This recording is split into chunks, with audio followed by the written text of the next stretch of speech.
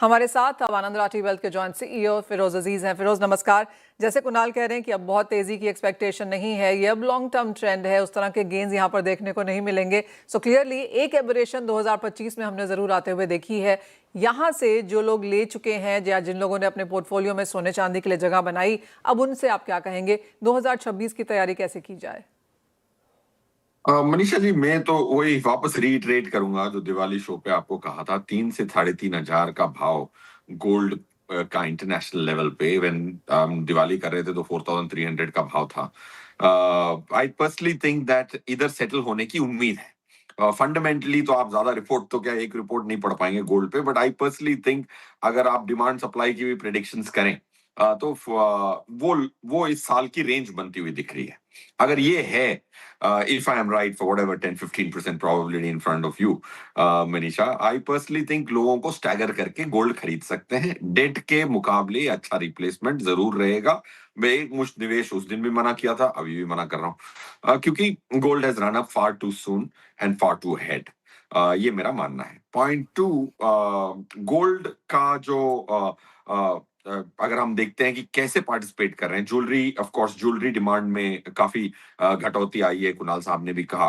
But on the कॉन्ट्री silver क्या है कि सिल्वर की फाइनेंशियलाइजेशन बहुत इंपॉर्टेंट होगी, क्योंकि देखिए गोल्ड में अगर 1 करोड़ रुपया डालना है और सिल्वर में 1 करोड़ रुपया डालना physically logistically is not the same. So financialization of silver is going to be far more easier than gold, because gold तो यार जेबों में आ जाता है। So that ये nuance लोगों को समझना जरूरी है टू आइडेंटिफाई क्यों ईटीएफ का पैसा सिल्वर में इतनी तेजी से बढ़ रहा है, ना कि गोल्ड। ओह एब्सोल्युटली।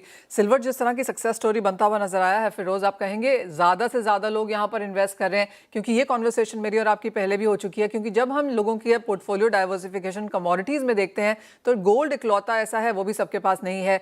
चांदी ने अब यहाँ पर इनरोड ज़रूर बनाई है, लेकिन इन दोनों को मिलाकर भी किस तरह का पोर्टफोलियो और किस तरह की बाइंग फिलहाल हम इंडिया में देख रहे हैं? निशा जी, एक चीज से मैं सहमत नहीं हूँ। गोल्ड किसके पास नहीं है बताइए?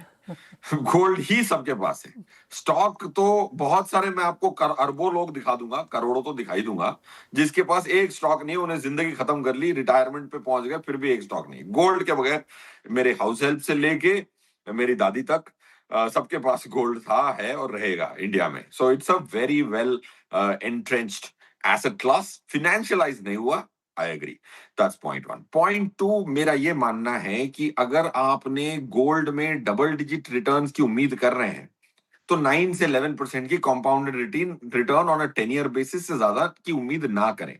रुपी की डेप्रिसिएशन भी आज हो चुकी है, उसका भी फैक्टर इन हो चुका है।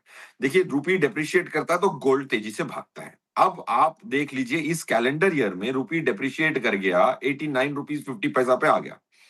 3 साल की जो डेप्रिसिएशन नहीं हुई थी वो एक साल में हो गई। तो गोल्ड के प्राइसेस का इंडियन में ऑलरेडी वो इजाफा आ चुका है। तो अगले 1-2 साल अगर डेप्रिसिएशन रुपी की ना हो, तो then that push of the rupee depreciation is also behind us. So coming back, don't expect more than 9 to 11% compound return on gold if you hold it for a 5 year 7 year period. एक साल में 50% बनाना ऐसे तो is easy. Compounded 12% कमाना is difficult. 10 साल में भी 34,000 का गोल्ड, इतनी रैली के बावजूद 14% की रिटर्न है 2015 से। और जैसे फिरोज हम बात करते रहते हैं फाइनेंशियलाइजेशन, सोने और चांदी की, कोई ईटीएफ में यहाँ पर अच्छी खासी खरीदारी देखने को मिली है। किस तरह के ट्रेंड्स आप जो हमने आते हुए देखे हैं जहाँ पर खरीदारी अच्छी खासी है, कैसे उसे एनालाइज करेंगे? ये स्मॉल टिकट्स हैं, ये एचएनआईज हैं, काफ़ी लोगों ने फिजिकल में भी लिया है, ज़्यादातर लोगों ने फिजिकल में लिया है एक्चुअली, लेकिन अच्छे खासे नंबर्स हमने ऑन रिकॉर्ड भी आते हुए देखे हैं। यस, बिल्कुल मनीषा जी, जैसे आपने कहा ना, बहुत सारे लोगों ने फिजिकल डिलीवरी ली है। इसीलिए जब वो पीक पे, जब 175 की बात हो रही थी, तब प्रीमियम जो था 17% था। सिल्वर मार्केट में था ही नहीं दिवाली के टाइम पे। सो फिजिकल परचेजेस ज्यादा हुई हैं, ईटीएफ परचेजेस कम हुई हैं। गोल्ड की ईटीएफ परचेजेस ग्रेजुअली बढ़ती जाएंगी, सिल्वर की बहुत वॉलेटाइल रहेंगी। देखिए, सिल्वर की जो वॉलेटिलिटी है ना, उसमें काफी लोग घुसते हैं इस उम्मीद में कि 2 लाख पहुंच जाएगा, फिर वापस 150 देखते हैं तो निकल जाते हैं। सो सिल्वर की इनफ्लोज एंड आउटफ्लोज बहुत वॉलेटाइल रहेंगी, ये मेरा मानना है। और आप लास्ट, भले ही बेस से बहुत बढ़ चुका है, in terms of exchange traded funds की AUMs एंड फिजिकल होल्डिंग बहुत बड़ी है, बट उसकी वॉलेटिलिटी आप देख रहे हैं, इनफ्लो और आउटफ्लो दोनों हुआ है उस दौर में. So I think flows in ETFs of silver will be far more volatile than in gold. Firoz, एक आखिरी सवाल, और बहुत सारे इंटरनेशनल जो इन्वेस्टर्स हैं एंड बहुत समय से जो इन्वेस्ट करते रह रहे हैं, उन सबका ये मानना है कि आगे जाके कंसर्न्स अभी और भी आने वाली हैं, चाहे वो ग्लोबल डेट को देखा जाए, लिक्विडिटी देखें आप, ईजिंग जो यहाँ पर शायद US फेड की तरफ से आएगी, कितनी आएगी, जैसे कुणाल ने भी कहा, अभी हमें क्वांटम यहाँ पर नहीं पता है, लेकिन एक कंसर्न यहाँ पर ओवरस्ट्रेच्ड वैल्यूएशंस और इक्विटी को लेकर जो कंसर्न है, उसमें आपने क्या रीड किया है? मेरे हिसाब से देखिए, इक्विटी एक एक ऐसी इंस्ट्रूमेंट है जिसमें इतनी वैरायटी है. जैसे गोल्ड बोला तो एक प्राइस आपने अपनी स्क्रीन पे डाल, दो प्राइस डाल सकते हो, रुपी का डाल सकते हो, INR. इक्विटी में 2400 स्टॉक्स हैं. सो इक्विटी में पैसे बनाने में आपके पास वैरायटी है. सबका नाम अनफॉर्चुनेटली नेम टैग पे इक्विटी लिखा हुआ है.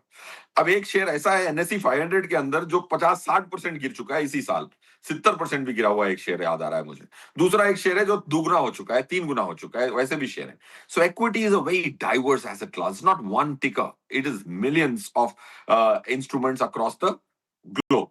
सो इक्विटी की वैल्यूएशन जब बढ़ जाती है तो मेरे पास विकल्प होते हैं कि यार कम वैल्यूएशन के स्टॉक खरीद लूं, 9 PE का भी स्टॉक है. बट गोल्ड में ऐसा नहीं है. गोल्ड की वैल्यूएशन जो भी वैल्यूएशन तो कर ही नहीं सकते. डिमांड सप्लाई एनालाइज कर सकते हैं. अगर आपको लगता है बहुत महंगा हो गया तो आपके पास दो ही चारे हैं, निकल जाओ या होल्ड करो. ऐसा नहीं कि गोल्ड, ये वाले गोल्ड से निकल जाता हूं और ग्रीन गोल्ड में चला जाता हूं. एक ही मेटल है gold, right? So the variety. So I personally think valuation in equity is a challenge. बिल्कुल सही फरमा रही है, बट उसमें फिर भी विकल्प हैं. अगर मिड कैप में वैल्यूएशन कम दिखती है तो आप लार्ज में जा सकते हैं, लार्ज में ज्यादा दिखती है तो स्मॉल में जा सकते हैं, जहां मर्जी आपके पास. There is a lot more diversity in that asset class than gold and silver. Well said and well put. Firoz Aziz, बहुत शुक्रिया साथ जुड़ने के लिए और वो तमाम चीज़ों पर एनालाइज एंड ओपिनियन भी देने के लिए.